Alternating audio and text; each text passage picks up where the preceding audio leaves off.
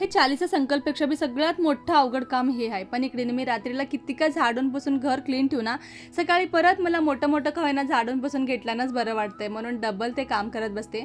आज फक्त 15 मिनिट लवकर उठलते, पण माझा टाइम का जाता जाईना चालता. त्याच्यामध्ये मी सगळं पूजाचं सावरून घेतले आणि पूजा बी मांडली. आता हे सगळं राहू दे, मी कसं बी करून घेते. पण ह्याच्यामध्ये सगळ्यात मोस्ट चॅलेंजिंग का आहे, बिना आवाज करण्यात एवढं सगळं कामं करायचं. कारण एक छोटी पिन पडल्यान सुद्धा लाली खट्टमन उठून बसते आणि मी एवढं जप तप ध्यानमध्ये राहून सुद्धा माझ्या मनामध्ये असं चालत राहते की प्लीज देवा माझी लाली उठणे.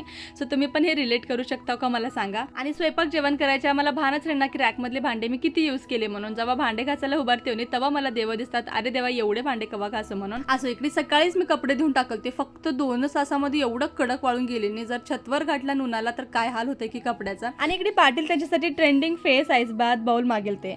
आता सकाळीच त्याच्यामध्ये पाणी भरून गेला, ते अजून क्यूब पण बनेल बरोबर. पण मी ते एक्साइटेड होते की त्यांच्यापेक्षा मी आधी यूज करून बघते म्हणून. आणि ही खरंच मला युजफुल वाटलं. जर तुम्हाला पण पाहिजे असेल तर लिंक म्हणून कमेंट करा.